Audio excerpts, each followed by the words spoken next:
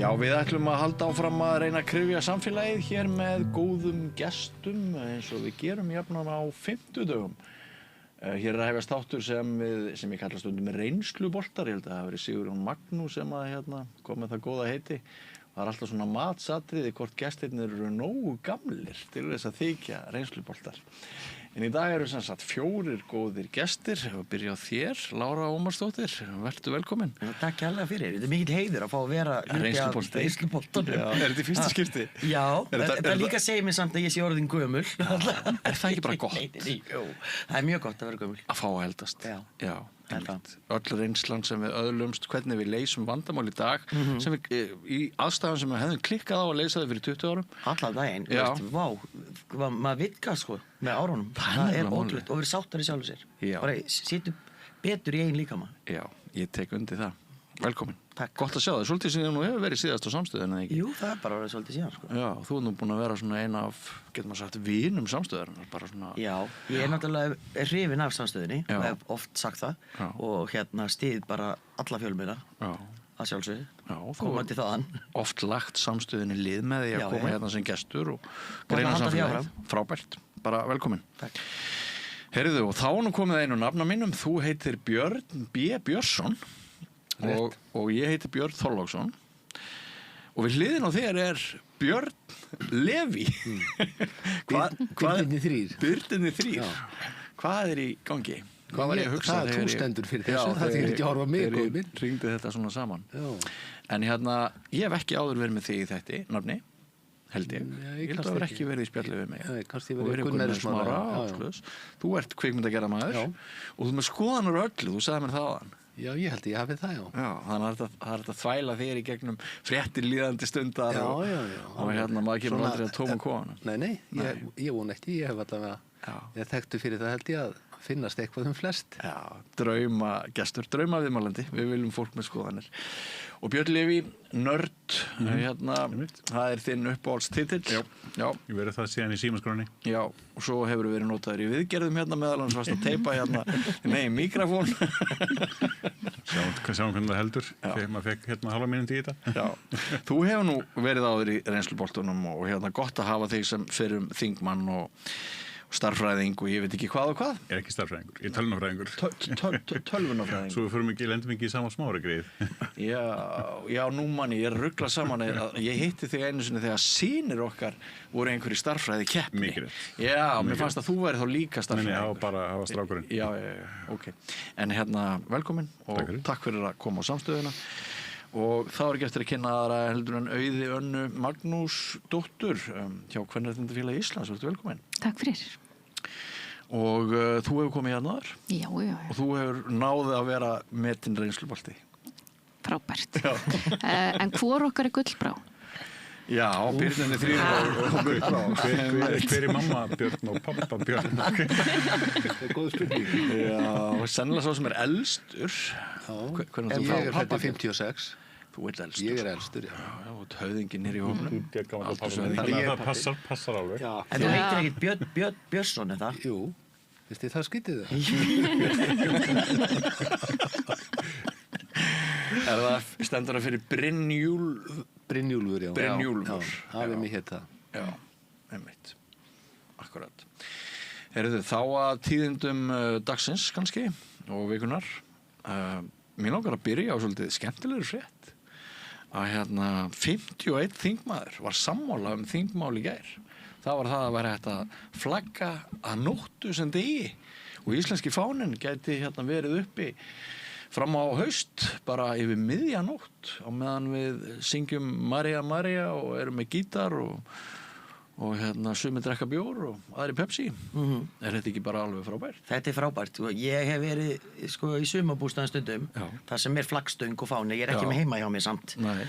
En það að vera klukkan 7:30 bara, ó nei, ég þarf að hlaupa út og ná í fánan og allt þetta.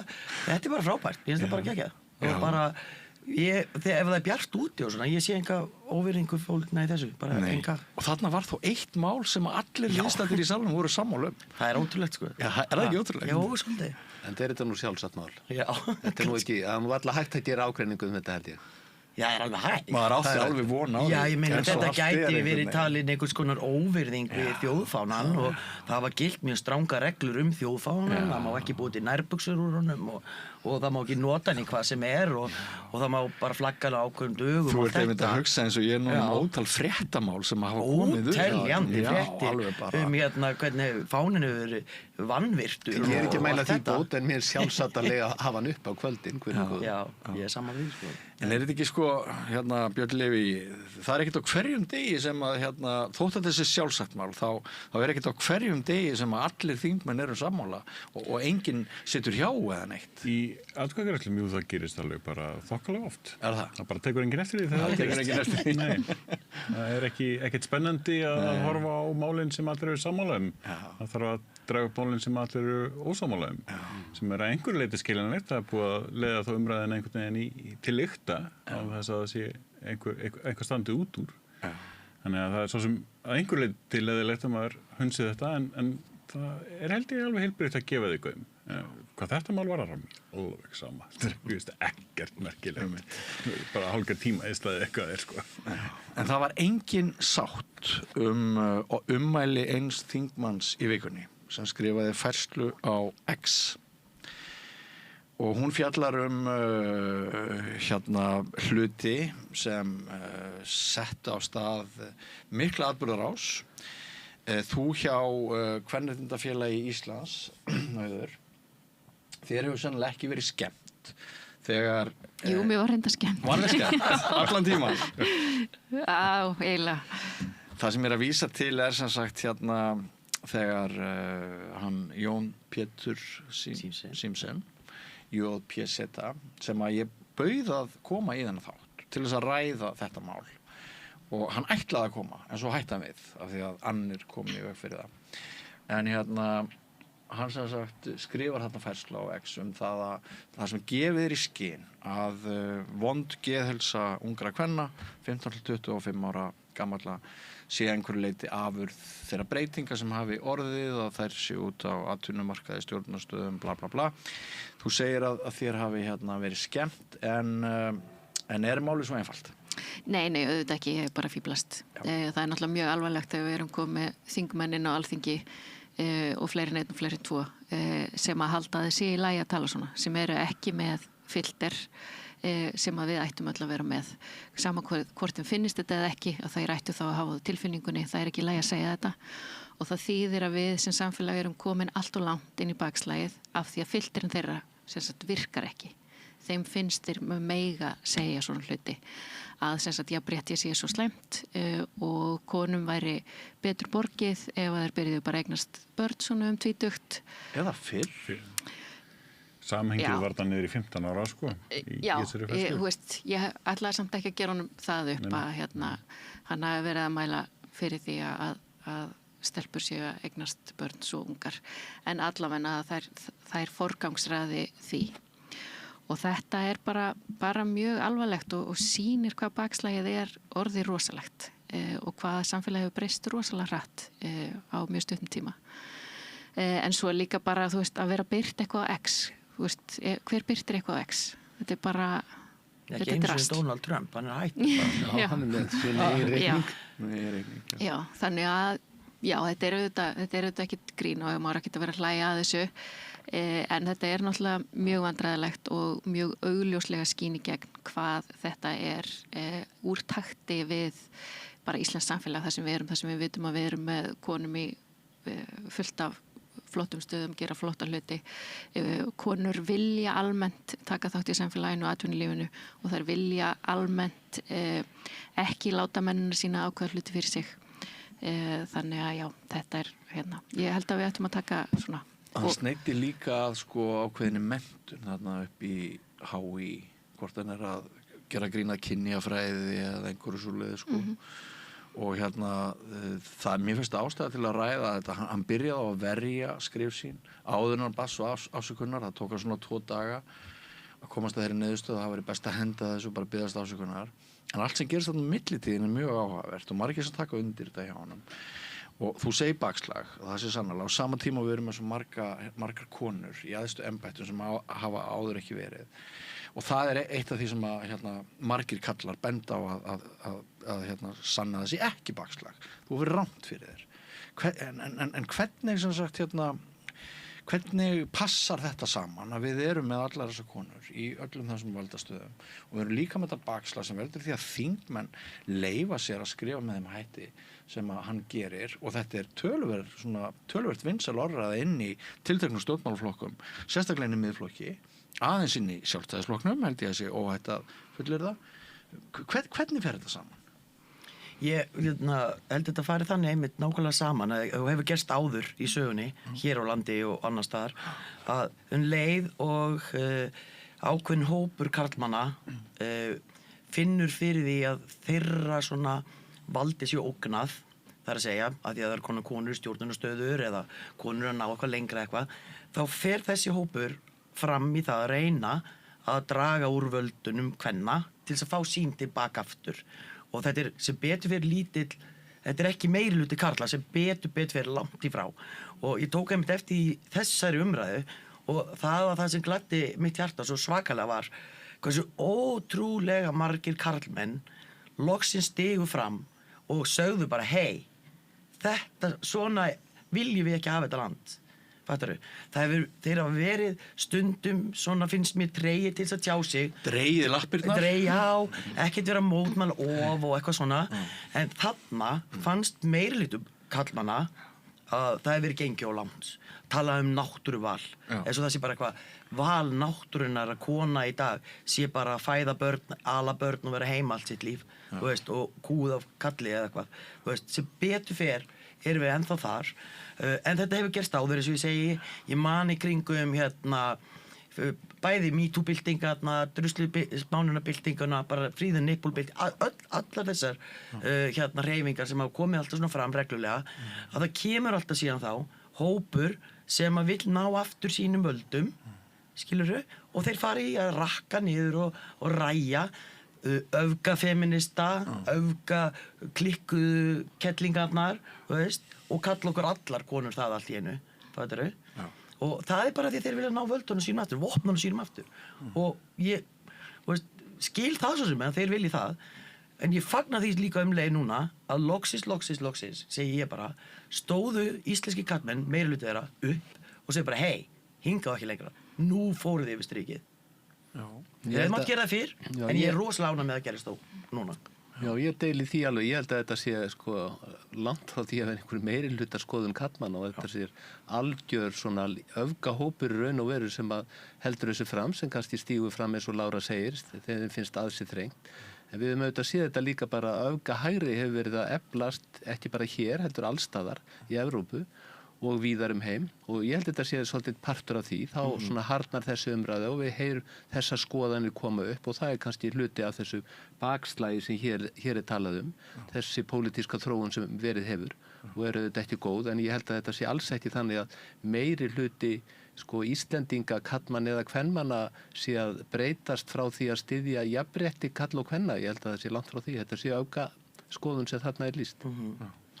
Því miður ef ég teki eftir því að meðal ungra drengja á þessum aldri 15-25 ára að þá er þessi skoðun orðin svolítið víðtækari heldur en meðal karla á mínum aldri sem er bara búin að eru bara sammála mér í svona grunninn með jafnréttismál og ég á son til dæmis sem er fæddur 2004, ég sé bara svona í kringum hann og hann er mikið í því að verja jafnrétti gagnvart sínum vinum. Þeir eru að taka mark á því sem er verið að segja í Bandaríkjunum og það eru populista pólitíkusar hér á Íslandi sem er að gera nákvæmlega sama og mér var einmitt bent á viðtal sem var á Fox News núna, eða Fox stöðinni núna bara fyrir vikunni, bara 1 eða 2 dögum fyrir þennan pistil á X, þar sem var einmitt verið að tala um það að barneignum hefði fækkað. Það var tengt við það að þeim hafi sérstaklega fækkað á aldurshópnum 15-25 ára. Þar var sagt 15-25 ára og það var talað um að það væri út af þessu náttúruvali og konur þyrftu að fara aftur að eiga börn. Og ég held að einhvers staðar klikkar þarna, auðvitað gat hann ekki sagt 15 ára börn, hann myndi aldrei gera það neitt hér á Íslandi, en ég held að þetta var bara það komi bara þaðan, Bara beint. einhver staðar. Það gerir það nákvæmlega. Maður þarf að skoða oft aldrei hvernig pólitíkin flutt til dæmis Bandaríkjunum og Bretlandi eða á ýmsum stöðum og sjá hvernig hún afrituð inn í íslenska pólitík. Það gert. Það verið að fylgjast með því hvaða orðræða virkar algjörlega óháð innihaldinu og hún bara afrituð beint og reynt að nota hana til þess að ná sömu vinsældum. Hins svokallaða innfluttu menningarstríð. Algjörlega, en þau eru að stunda þetta innfluttaða menningarstríð. Þau eru að búa það til og það raunin mjög kaldhæðnislegt að sjá þetta í íslensku samhengi, það sem verið að nota einmitt þessar kannski tölur andlega erfiðleika ungra karla og núna í þessu tilviki ungra kvenna. Og ég hugsa bara, og fer aðeins að reikna, hvaða flokkar hafa aftur verið í stjórn alla ævi þessa ungu karla og kvenna? Það ekki mitt Sjálfstæðisflokkurinn og Framsókn var þarna en þú veist, þau sem voru þar miklu leyti komin yfir í miðflokkin. Þannig að það eru flokkanir sem að bjuggu þá til þetta vandamál sem að kvarta undan því sem að þau gerðu. Mér finnst æðislega kaldhæðnislegt verði að segja. Þannig að ég tek ekki mikið mark á þeim en ég skil af hverju orðræðan virkar.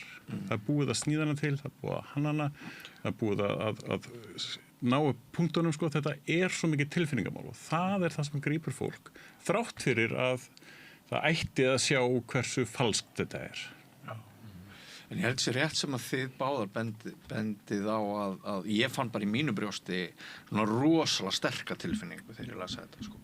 Sumt lætur maður bara í friði, maður ekki viss allt, maður ekki alveg viss ég sammála þessu, en þetta var nei, hingað ekki lengra. Og það alveg ljóst að hann meinti hvert einasta orð sem hann skrifaði og hún fannst góð hugmynd í atkvæði veiðum eða einhverju, bara í þessu furðulega andrúmslofti sem við erum í núna að skrifa þetta á þeim tíma sem hann skrifaði þetta og hann eins og ég segi, Jón Pétur, hann færði rök fyrir þessu þanga til hann þurfti að bakka með þurfti að bakka og þótt þessi stundu sagt hann er búin að beðast afsökunar, þurfum ekki að ræða þetta frekar þá held ég samt að við þurfum að ræða þetta frekar. En ég meina, hann náttúrulega gat ekkert annað, formaður flokksins kona og hann í rauninni bara bauna á hana bara beint á sín eigin forma. Hún með þess að mannfræði mentuð sem búin að vera eitthvað fyrirtæki, ég meina halló, hann bara óskiljulegt að hann skildi að hafa látið út í sér í rauninni miðað við það. Og bara fleiri konur í hans flokki sem eru mjög faglegar, bara eins og Bryndís Haralds, hvernig ætlar hann að vinna með þeim ef þetta hans skoðun? Það svolítið erfitt. Já, þær hafa örugglega ekki það. Það ekki nóg, við verðum aðeins að ná því að stjórnmálamenn fylgi sannfæringu sinni og loki sig ekki bara bak við einhver tjöldi eða hörðar þegar að samflokksmenn kúka svona upp á bak. Bara, við verðum að fá smá heiðarleika og opinska og umræðu án þess að þessi svona samtrygging sé alltaf einhvern veginn að þvælast fyrir. En fyrir þennan flokk, þá held ég að við megum þakka fyrir að það hafi komið afsökunarbeiðni. Ja, algjörlega. Og það kannski svolítið tól orður að biðja þau að vera mjög heiðarlegum hvað þeim finnst á móti hvort öðru. Það tók nú tíman að draga hana út eins og hér var bent á og Björn, nafni minn fullirir að hann hafi ekki skipt skoðun, heldur bara verið neyddur til að gera það og það kann að vera rétt. En svo líka hitt sem að sló mig bara því ég heyrði þetta fyrst það engin rök fyrir þessu. Það að segja annars vegar segir hann að geðheilsu ungra kvenna hafi farið aftur og mér stýrst nú fram yfir komið umræðin að geðheilsu ungra kalla hefur enn farið meira aftur heldur en ungra kvenna og síðan svo staðreind að við eigum færri börn bara eins og öll Vesturlönd og eitthvað en að eitt sé afleiðing af hinu og tengi þetta tvennt saman og segir ef við lögum þetta þá lagast hitt. Það ekki nein rök fyrir því að þetta sé rétt. Og það náttúrulega heldur ekki að benda á þetta ég held að sé eitthvað fyrir 30 árum eða cirka 20-30 árum og þá voru barneignir í Þýskalandi 1,4 á konu og þá var ekkert eitthvað bara komið eitthvað rosalega mikið jafnrétti í Þýskalandi og konur í öllu stjórnunarstöðum þannig þetta tengist ekki. Barneignir tengjast miklu freka bara skynsemi fólks sem að vil klára menntun menta sig, það hugsar áður það eignast börnin sín, það er komin að getna að geta stýrt þessu og þau vilja eiga fyrir því, þau vilja veita börnunum sínum gott uppeldi, hérna fyrir 50 árum og þá, bara þegar ég byrja eignast börn, þá var ég ekkert að hugsa út í það hvað það kostaði að eiga barn, sko. Ég myndi bara aldrei eiga 5 börn í dag, eins og ég gerði skilur sínum tíma, sem var fyrir 35 árum. Þannig að bara þjóðfélagið breyst, við viljum geta veitt börnunum vel, við viljum geta gefið gott uppeldi, við viljum mennta okkur, eignast húsnæði, það er bara allt annað samfélag, það snýst ekkert það hvort að það sé náttúruval að konur eignist börn einhvern tímann á aldrei 18 til 28 ára, sko. Þess vegna skil ég ekki þessa pólitík sem snýst einhvern veginn að laga barneigna hlutfallið einhvern veginn, bara svona alveg óskiljanlegt. Hvað kemur það málinu við? Ég finn það bara hjá sjálfum mér. Sko, fyrir ekki, og ef það er eitthvað sem sagt, þá það er mér rosalega áhugavert að heyra frá viðkomandi hvernig á að gera það. Heyra þá útskýringu og ég myndi hlusta mjög miklum áhuga á viðkomandi grafa sína eigin gröf. Ég finn það bara í eigin brjósti af því að við þáttastjórnendur leggjum stundum hér á samstöðinu eitthvað persónulegt fram. Ég finn það á eigin brjósti að fyrir svona 30 árum, þegar ég var 30, þá hefði ég, ef ég hefði átt 20 börn þá hefði ég hugsað og spurt, já, eru þið svona, heldur maður að verða einhvern tímann afi? En núna, öllum þessum árum síðar, þá er mér svo skítsama hvort fólk afræður að fjölga sér eða ekki. Og mér er svo margt, sko, sem var áður steypt í sama mótið hjá okkur sem einsleitri þjóð. Mér finnst að núna sé allt einhvern veginn opið og þess vegna kemur þetta mér svo óvart. Þetta sem við erum að tala og að við séum að ná í þetta úr forneskjunni, sko. Ég veit ekki alveg af hverju þótt ég séu öll búin að færa einhver rök fyrir því. Nei, en sko með við málflutning sumra þingmanna að þá er ástæðan svo að þau vilja fjölga, auka við barneignin svo að þeir telja að íslenskri þjóð, hver sem hún er, sé bara í útrýmingahættu, þetta sé eitthvað álíka. Þetta er einhver svona þjóðrembings, þjóðverðnis, já, nákvæmlega, en það er það sem verið að ala á, það er verið að búa til Íslendinga versus einhverjar aðrir, fattaru, það er verið að búa til andúð gagnvart útlendingum, það er augljóst, þú veist, og meira gagnvart sumum útlendingum en öðrum. Er það rasískur tónn í þessari færslu Jóns Péturs líka, ekki bara kynjajafnréttis? Já, þetta snýst það sama, sko. Ef þú ert á þeirri skoðun að íslenskar konur verði að eignast fleiri börn og með íslenskum mönnum, þá er þetta orðið þjóðernis, skilur. Þá en hann sagði það nú samt ekki. Nei, hann sagði það mjög Nei, hann gerði það ekki. En það eru aðrir þingmenn sem hafa talað á þann veg og þeir hafa meira segja, sko, ég man eftir einu myndbandi þar sem að það var fullyrt, bara, það var orðað með nákvæmlega svona. Það er tölfræðileg staðreynd, og svo var það sagt aftur, það er tölfræðileg staðreynd að eftir 50 ár þá verður búið að útrýma íslenskri þjóð.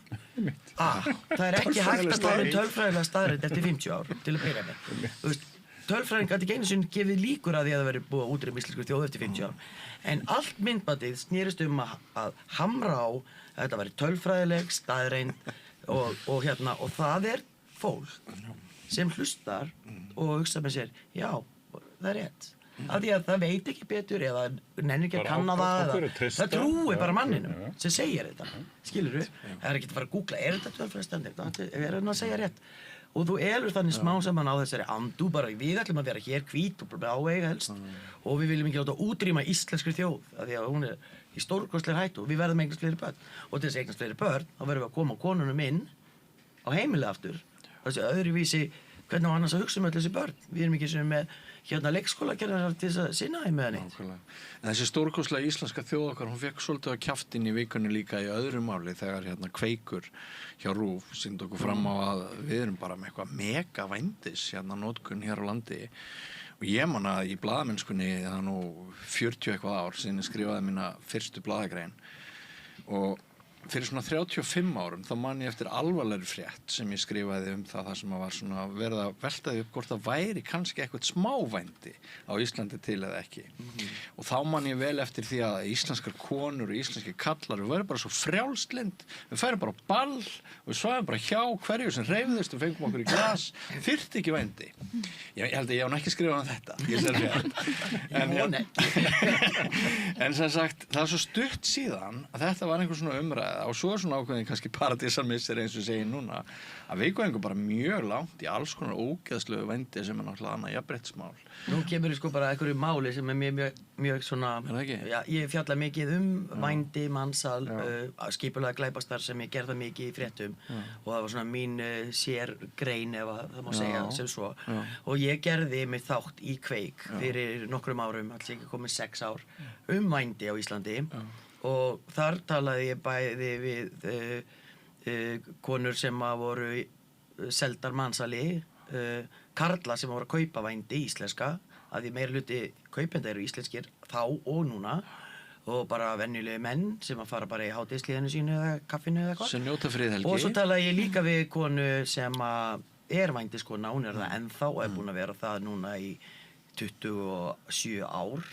Gæti ég trúa, hún er komin vel á 60-aldur, 55 eða 6 ára í dag og og skoðaði þetta alls saman og það var ekkert sem kom mér á óvart í þessum þætti per se þetta er bara grassar ennþá jafn mikið og meir ef eitthvað er og bara eykst og eykst þetta er bara skelfilegt og ég get ekki séð sko ég er búin að skoða marga leiðir hvað er best að fara, hvað leið er best að gera fara til þess að uppræta vændi, mansal Styðurðu sænsku leiðina?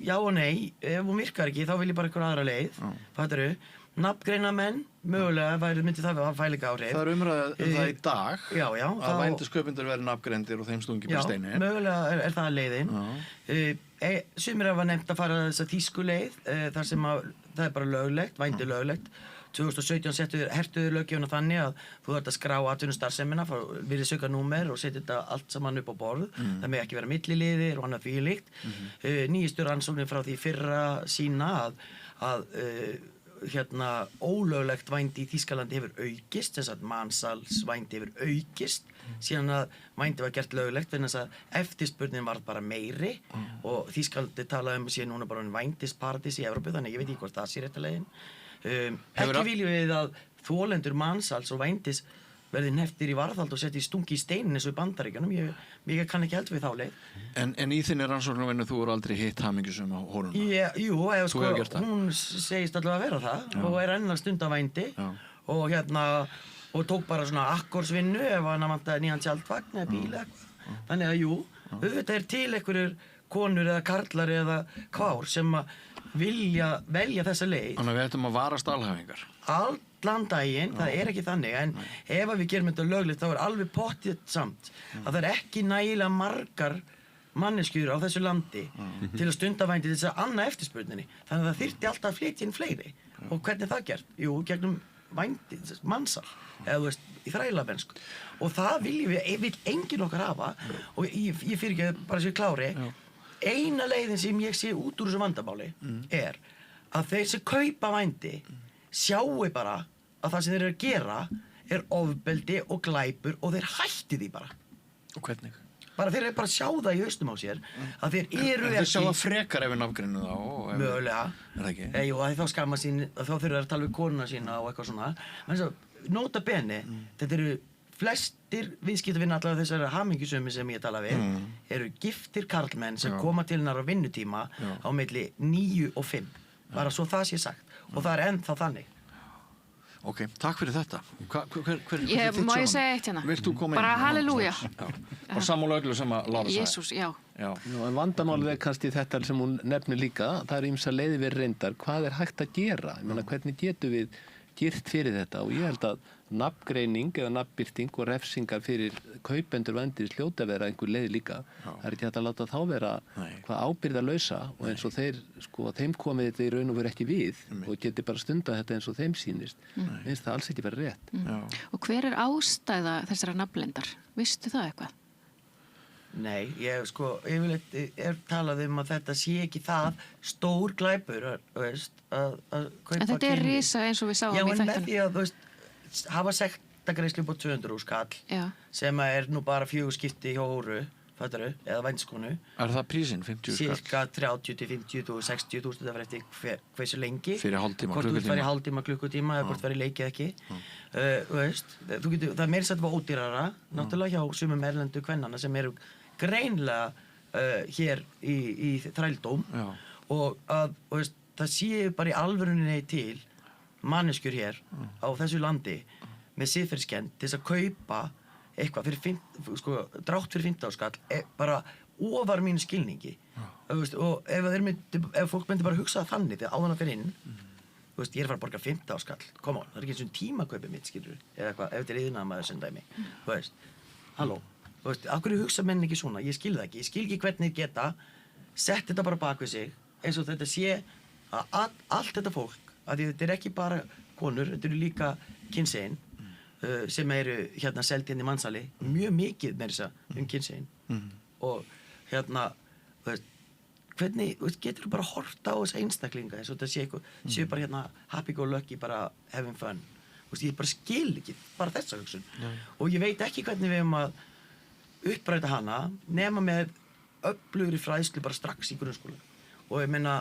bara tala þetta við krakkan okkar bara og búa þannig til eftir 30 ára verið að farið. Ég sé ekki hvernig ég getur gert það einu vetfangi. Já, en líka bara gera almenningi ljóst sko, að þetta er fólk yfirleitt, er þetta fólk í mikilli neyð og það er verið að nýta sér neyð mjög veikburða hóps. Mjög. Það er örugglega til dæmi eins og þú nefnir en þó það sé til dæmi að þá er samt langstærstur hluti fólk sem er í mikilli neyð og ein lausn sem að hérna gildi fyrir viðkoman hóp íslenskra kvenna sem er heimilislausar konur sem er í neyslu það er að gefa neysluskammta frjálsa þá þurfa þeir ekki að selja sig fyrir neysluskammtunum sínum það er ein leið til þess að draga úr frambúðinu en það hefur náttúrulega engin áhrif á erlendar konur sem að koma hérna og eru selda mannsali. Já, en að þú talar neytendur þá má samt heldur ekki gleyma því að það eru líka karlmenn sem eru neytendur sem að neyðast til að selja líkamann sinn fyrir neysluskammta, bara svo ég haldi því til haga. Og þá myndir neysluskammtar hjálpa þeim líka. Heyrðu, en hérna úr þessu aðeins klára hérna þetta er nefnilega alveg gríðarlega flókið og já, þetta er flókið afskaplega marglaga. Já, og ég ætlaði að nefna eitt svona lag í þessu viðbót. Það er til dæmis þessi sem sagt, svona online klám síður og svo framvegis sem að fólk er jafnvel að sagt, selja inn fyrir einhverja sýningar eða eitthvað svoleiðis. Og þar er skattur greiddur. Jafnvel þó það sé í rauninni ólöglegt. Þá er samt verið að rukka skatt af því. Já. Það var einhver sem að kom til okkar hérna í sett og vorum að vinna einn svona máli í einu þingi í þessu og segja bara fá greiðslur og bara fyrir að vera í myndavél og þess að þar svo bara kemur skatturinn og segir þú skuldar pening Skatturinn fór sko í fyrra held ég að vera í fyrra, já í Rassíu, þar sem þeir sendu öllum Íslendingum sem eru með síður á OnlyFans rukkun 4 ára aftur í tíman Já. og það er ótrúlega áhugavert vegna þess að þá allt í einu eru þessir einstaklingar ekki lengur þolendur heldur einhvers konar lögbrjótar, skattsökrar skrýtnir skattsökrar en það var gert og þeir fóru eftir þessum einstaklingum sem hafa verið að selja aðganga líkamann sínum online eða sem rafrænt og sendu 4 ára aftur í tíman fengu upplýsingar frá OnlyFans síðunni tekjur þeirra og sendi í innheimtu bara borga skatta 4 ára aftur í tíman sem er mjög merkilegt og enginn hefur sagt í rauninni neina fréttir af held ég rámar í einhverja fréttum já, kannski einhver einn ekki mikið meira það Þá ætla ég aðeins að venda kvæði minn úr Kross ein ástæða þess að ég bauð þér í þennan þátt Björn B. Björnsson er svo að ég rak augun í grein frá þér Rýtingur frá RÚV Og ég ætla að biðja þig að endursegja efni greinarinnar. Af hverju skrifar þú fyrirsögnina Rýtingur frá RÚV og hvernig varðar það okkur öll sem hér sitjum og Íslendinga alla, það sem þú varst að skrifa?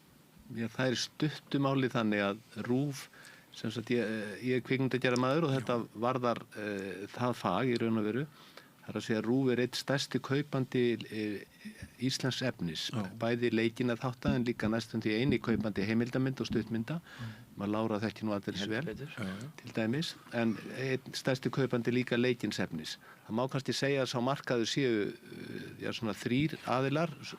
RÚV er svona 1/4, hinnar stöðvarnar eru svona 1/4, Síminn þar langstærstur og svo helmingur úr kvikmyndasjóði. Þetta eru þar sem peningar koma til að framleiða íslenska kvikmyndir. Og RÚV sagði semst okkur sem á fundi hjá framleiðendafélaginu í síðustu viku að þeir ætluðu að spara sér að kaupa íslenskt efni af íslenskum framleiðendum það sem eftir væri að þessu ári og allt næsta ár. Og sem þýðir 1/4 af mögulegum framleiðslu kostnað íslenska kvikmynda gufar allt í einu og þeir allir í staðinn að sýna efni sem þeir eiga nú þegar á lager. Það er nú svona varla hægt að fara alveg út í þetta því að RÚV er með 2 konar bókhald, annars vegar borgaðir fyrir efnið þegar við skilum því inn en hins vegar er það ekki gjaldfært í bókhaldinu fyrir þeir sína það. Þannig að þeir eru búnir að kaupa töluverta efni og hafa alltaf átt töluverta byrðir af efni en sem við búið að borga en það kemur ekki inn í bókhaldi fyrir þeir sína það. Og nú ætla þeir bara að sína en ekki að kaupa neitt sem þýðir að það verður efni á dagskráni áfram og þetta er hægt í raun og veru núna vegna þess að það var gerður nýr þjónustusamningur við RÚV 2024 sem Lilja gerði og í samningum fram að því hafði alltaf verið kveðið á hlutfall eða upphæð þeirra hvað þeir þyrftu að kaupa mikið af sjálfstæðum framleiðendum af því budgeti sem þeir hafa til að kaupa dagskrárefni, erlent og svo framvegis, allt sem þeir þurfa að kaupa. En í þessum samningi var því breytt í hlutfall prósentutölu af efni sem er sýnt á kjörtíma, sem er milli 7 og 10 á kvöldin og sem hlutfall af kjörtíma og núna geta þeir sem sagt tekið efni sem búið er að kaupa og gjaldfært það jafnóðum og fyllt þannig upp í en þeir hefði ekki getað það áður þegar þetta var upphæð. Þannig að þeir eru raun og veru með þessu að fara á bakvið og ég held að enginn í ráðuneytinu, ég get alveg fullir það, gerði sér grein fyrir því að með því að breyta þessu viðmiði væri verið að opna fyrir það að RÚV gæti lokað fyrir kaup á íslensku efni af íslenskum framleiðendum mánuðum og árum saman. Sem setur náttúrulega verk í uppnám.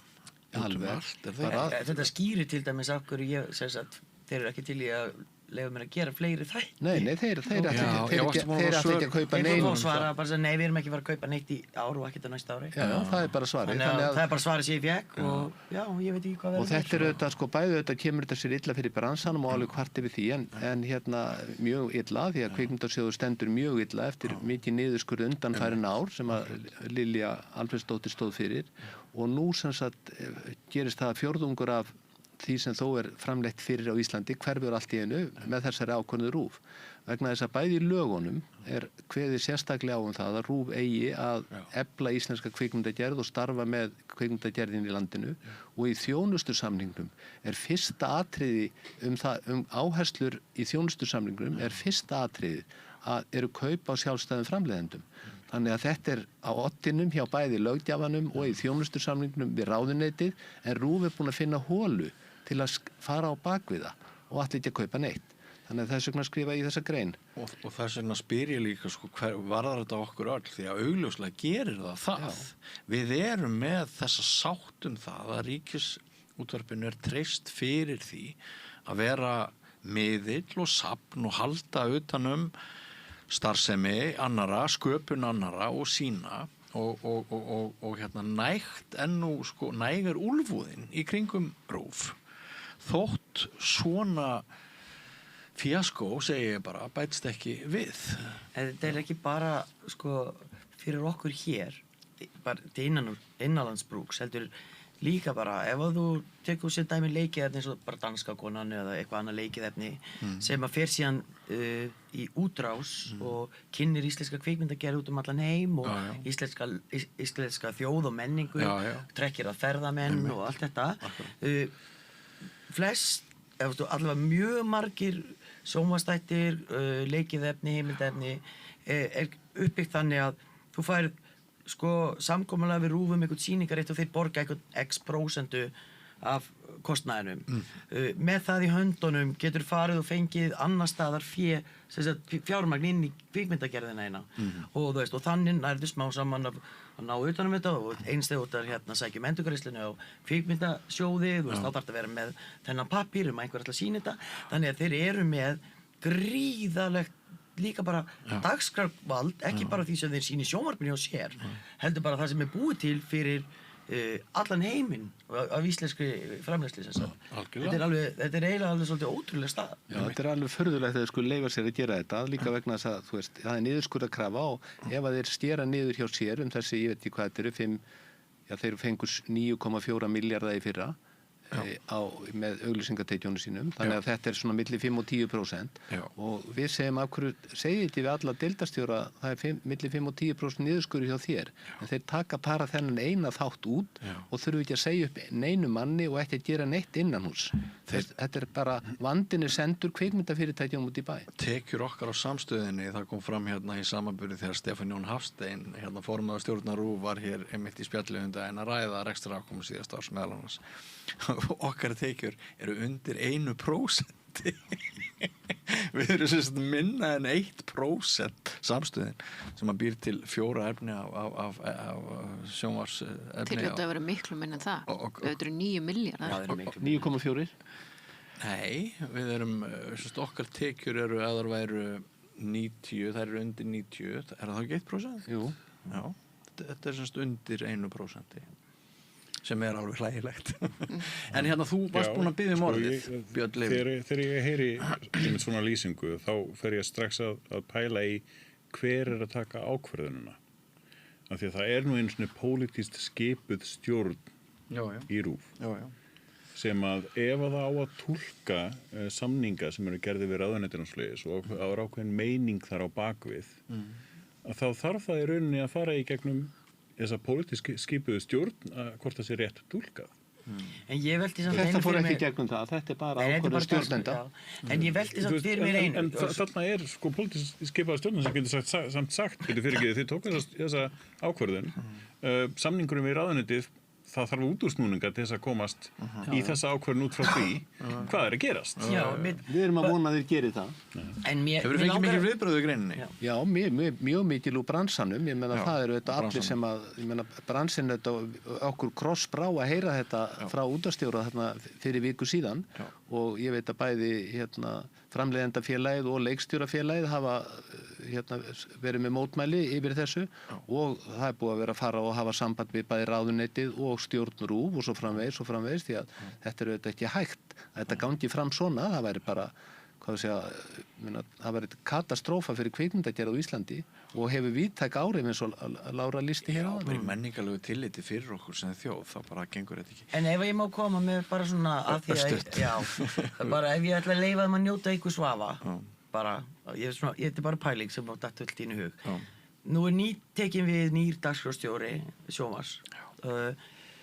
Getur verið, þetta er bara pæling, getur verið að hún hafi tekið við ykkur í búi með einhverju svona margra ára gömlu efni sem að hún horfir bara á bara svona, ok, ég get ekki eins og byrjað mína dagskrárstefnu fyrir ég er búin að losa mig allt þetta dót og þess vegna sé hún að taka eitthvað svona millibilsástand ég veit ekki. Sko RÚV ádáldiga byrðum og það er alveg eðlilegt og allar sjónvarpsstöðvar þurfa að eiga það og svo gerist þetta þessi COVID þegar all framleiðsla datt niður og þá nutuðu þessa eiga byrðirnar. En ein ástæðan fyrir því að þeir eiga þessa byrðir eru líka þetta tvöfalda bókhald sem ég nefndi áðan. Það er að segja að RÚV er búið að borga fyrir þetta efni en þeir tímeil ekki að sína það því að þá er það gjaldfært. Og þess vegna hafa byrðirnar safnast upp því að sko dagskrárstjórinn, það er sagt við hann mátt kaupa fyrir 700 milljónur á ári en við ætlum ekki að sína nema fyrir 300 og þá verða til byrðir upp á 400.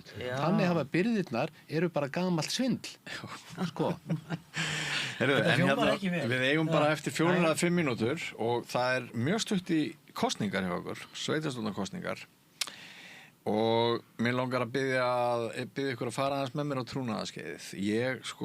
Ég veit ekkert hvað ég ætla að kjósa, ég veit ekki eins og hvort ég ætla að kjósa Þú kýst. Og ég eins og gamall kall, tuðandi kall, öskrandi upp í skíin og heiminin. Þetta algjörlega inntakslaust og þetta hefur aldrei verið leiðilegri barátta. En mér líður þannig. Er það ekki alltaf sagt? Já, fyrir 4 árum þá kusum við Framsóknarflokkina því hann sagði ég ekki bara skást að það er best að kjósa Framsókn, þannig að hún var kannski ekkert mjög málefnileg þá heldur barátta.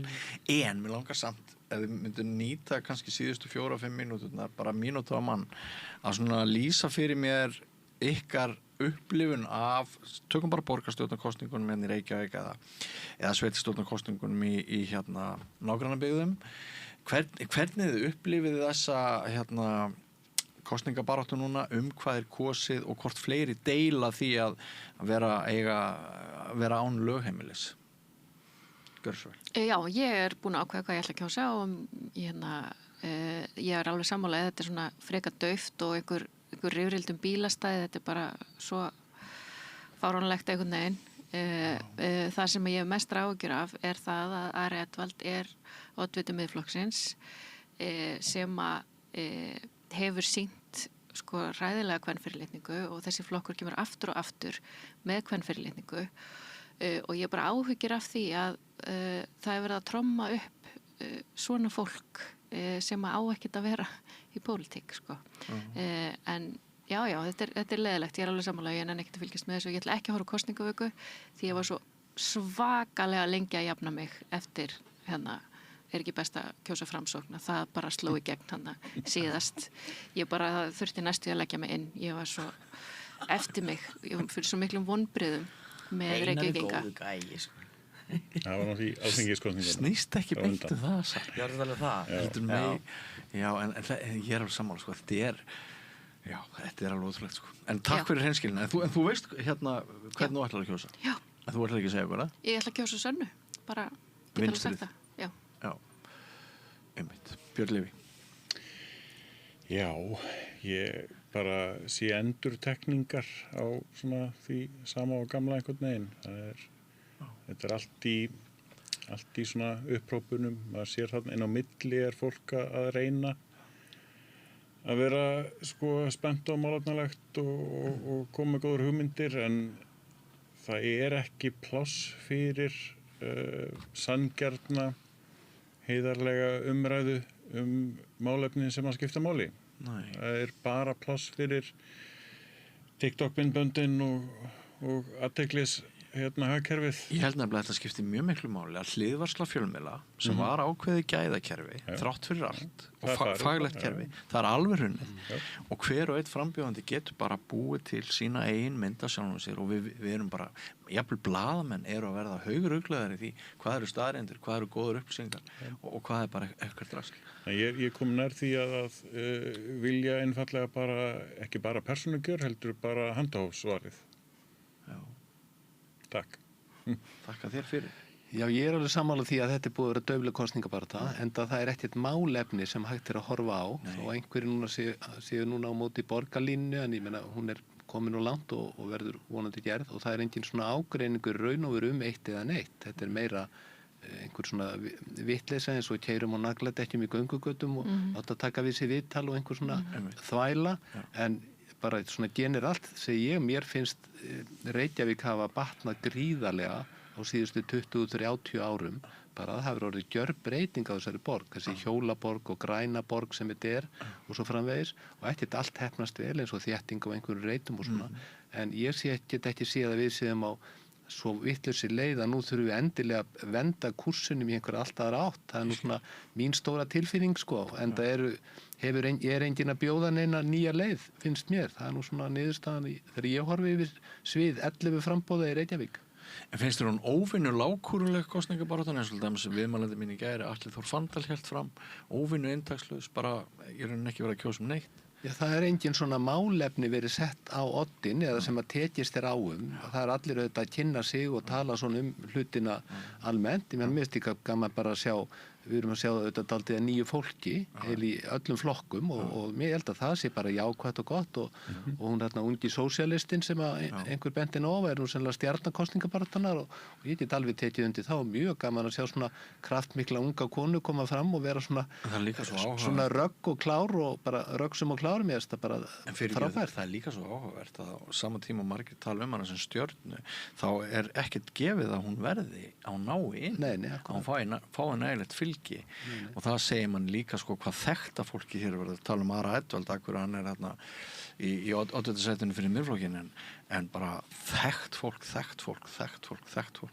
hafið það nokksinni verið mikilvægt þá verðist það vera núna fyrir Ég verð að fá að taka undir með það að mér þykir bara skelfileg tilhugsun að maður sem hefur sýnt konum kvenfyrirlitningu bara frá því ég kynst honum fyrst árið 2006 eða eitthvað sé bara að fara inn í borgast bara inn í ráðhús og þá ég tala Ara Edwald og það var á 365 já, og ég bara á bara ekki til orði við það að Reykvíkingar ætli sér að kjósa mann sem komin vel yfir miðjan aldur fluttur inn frá Portúgal og hefur ekkert að bjóða ungu fólki ekkert og af því að við erum nú reynsluboltaðir hérna við megum alveg vera eitthvað ráðgjafandi og reyna að leiðbeina fólkinu okkar og allt það en eigum við ekki bara svolítið líka að leyfa yngra fólki núna bara aðeins að fá að taka sviðið í alvörunni hvernig dettur fólki það í hug að þessi sniðug hugmynd að flytja mann frá Portúgal sem fór þangað því hann vildi bara borga 10% skatt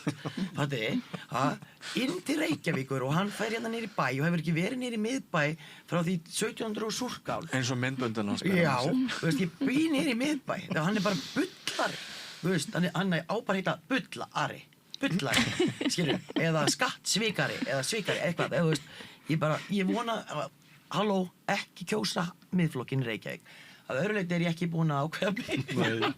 Þetta snúið. Já, þetta snúið. Mér finnst ekki verið þannig sem málefni.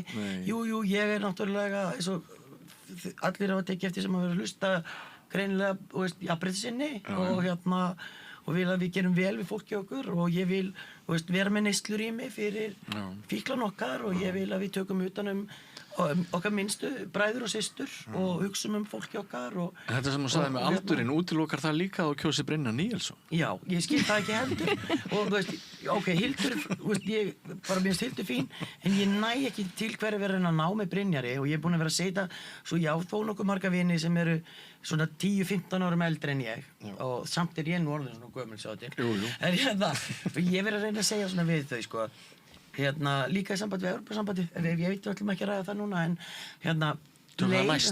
leifum bara svolítið framtíðinni að taka ákvarðanir framtíðina Þetta er bara fyrirtagsloka orð ég þakka ykkur öllum kærlega fyrir ég er búin að halda ykkur aðeins svo lengi ég veit að sum ykkar þurfa bara að þjóta út núna 1 og 3 en Lára, Björn og Auður og Björn, frábært að vera með ykkur kæra þakki fyrir að koma og gangi ykkur vel og ég vona að þeir sem ekki búin að finna kostinn, finni atkvæðið og finni frambúðið því að maður verður auðvitað að nýta kostningaréttin það er bara þannig en kæra þakki fyrir komuna og ekki fara langt kæru hlustundur áhorfendur nýr kafli eftir andartak Ég heiti Kristinn Sigmundsson og styð Samstöðina Samstöðin er óháð sjónvarpsstöð sem fjallar þjóðfélagsmál á vandaðan og yfirvegaðan hátt Ég skora á ykkur að styðja hana með því að gerast áskrifendur.